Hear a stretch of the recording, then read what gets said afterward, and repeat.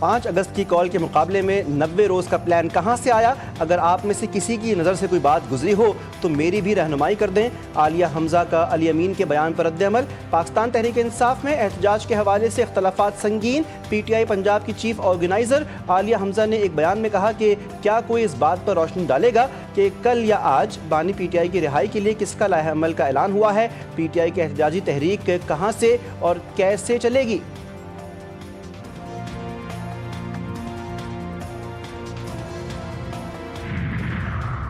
ملک بھر میں ٹریفک حادثات، 13 افراد جاں بحق، 44 زخمی۔ راولپنڈی سے لاہور جانے والی بس کو چکری انٹرچینج کے قریب حادثہ، 5 افراد جاں بحق اور 41 زخمی ہوئے۔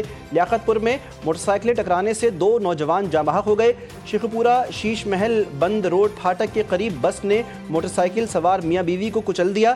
فیصل آباد روڈ نواں کوٹ اسٹاپ پر بس کی رکشے کو ٹکر سے ایک شخص جاں بحق ہو گیا۔ سانگڑ میں نواب شاہ روڈ پر ٹریفک حادثے میں 2 سگے بھائی جاں بحق ہو گئے۔ ہری پور میں وین اور موٹر سائیکل میں ٹکر سے ایک شخص جان سے گیا۔ اٹلی سے ایک اور امدادی کشتی غزہ کے لیے روانہ۔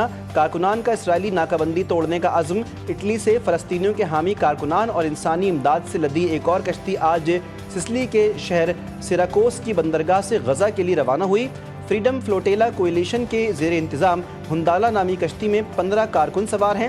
کشتی میں طبی سامان، خوراک، بچوں کا سامان اور ادویات شامل ہیں۔ بندرگاہ پر کئی درجن افراد موجود تھے جنہوں نے فلسطینی پرچم لہرا کر اور فری فلسطین کے نعرے لگا کر اس مشن کا خیر مقدم کیا۔ وفاقی حکومت کا فرنٹیئر کانسٹیبلری کو ملک گیر فیڈرل فورس میں تبدیل کرنے کا فیصلہ۔ فیڈرل کانسٹیبلری کو 4 صوبوں میں کام کا اختیار دیا جائے گا۔ اسلام آباد، آزاد کشمیر اور گیل بلتستان میں بھی اختیارات دیے جائیں گے۔ ذرائع کے مطابق آرڈیننس کے نفاذ کے بعد نئی فورس کے لیے ملک بھر میں بھرتی کی جائے گی۔ فیڈرل کانسٹیبلری کے دفاتر ملک بھر میں قائم کیے جائیں گے۔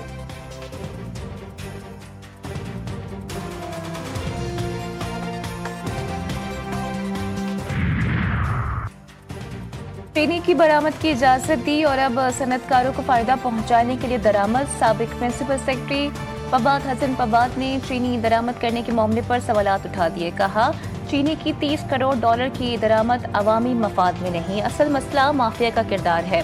قیمتی ذرائع مبادلہ اس پر خرچ کیوں کیا جا رہا ہے؟ مانسون کے ایک اور طاقتور اسپیل کی انٹری۔ ملک کے مختلف حصوں میں بادل برس پڑے۔ پشاور میں گرج چمک کے ساتھ بارش، تیز ہوائیں چلنے سے موسم خوشگوار۔ کوہاٹ، نوشہرہ، ایبٹ آباد میں بھی برسات۔ اسلام آباد کا موسم بھی اوسم، ٹھنڈی ہوائیں چلنے سے گرمی کا زور ٹوٹ گیا۔ پنجاب کے مختلف اضلاع میں بھی بادلوں کی گھن گرج۔ بہاول نگر، شیخو پورہ میں موسلا دھار بارش۔ کراچی میں مطلع جزوی ابر آلود، سمندری ہوائیں بحال ہونے سے موسم خوشگوار۔ محکمہ موسمیات کی طرح جولائی تک اسلام آباد، پنجاب، خیبر پختونخوا، کشمیر اور مشرقی بلوچستان میں بارش کی پیشگوئی۔ اداکارہ حمیرہ کی موت کی تحقیقات۔ ایس پی کلفٹن کی سربراہی میں تحقیقاتی کمیٹی تشکیل۔ کمیٹی روزانہ کی بنیاد پر حکام کو تفتیش سے آگاہ کرے گی۔ S T P O defence, A S P Nida Junaid, S H O Gizri اور دیگر افسران شامل ہوں گے۔ کمیٹی اداکارہ کی موت کی وجوہات کا تعین کرے گی اور روزانہ کی بنیاد پر کیس میں پیش رفت سے متعلق افسران بالا کو مطلع کرے گی۔ خانہ سوات پر قائم تحقیقاتی کمیٹی کی سفارشات پر عمل درآمد۔ صوبائی حکومت نے پروونشل اوور سائٹ کمیٹی تشکیل دے دی۔ چیف سیکرٹری کمیٹی کے چیئرمین مقرر۔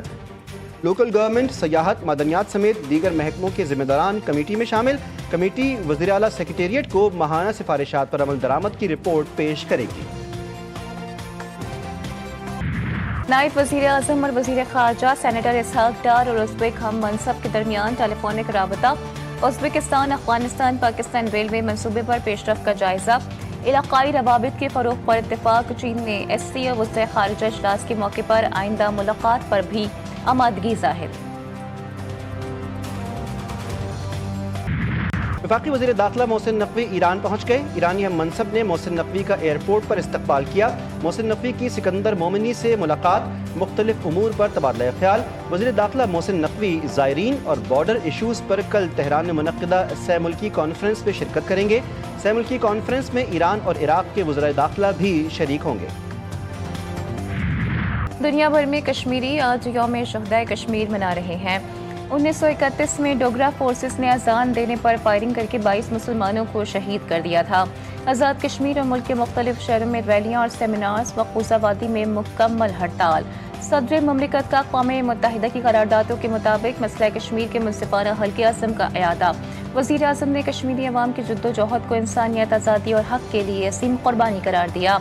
चारों वज़राए आला का भी कश्मीरी शुहदा को ख़िराज अक़ीदत। वज़ीर आज़म आज़ाद कश्मीर चौधरी अनवारुल हक कहते हैं कि 13 जुलाई यौम शुहदाए कश्मीर तहरीक आज़ादी कश्मीर की बुनियाद है।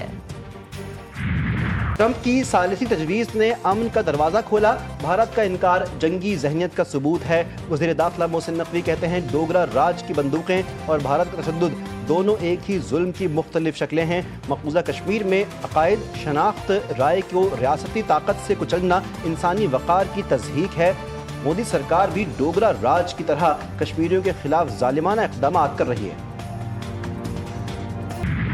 13 जुलाई शहादतों का आगाज़ था जो आज भी जारी है। आज़ादी की जद्दोजहद हर कश्मीरी के दिल की धड़कन है। हम खून का आखिरी कतरा भी कश्मीर के लिए देंगे। मशाल मलिक कहती हैं 1931 से आज तक कश्मीरियों का अज़्म नाकाबिले शिकस्त है। एक दिन कश्मीर में आज़ादी की अजान ज़रूर गूंजेगी। अजान के लिए जान देने वालों ने तारीख रकम की।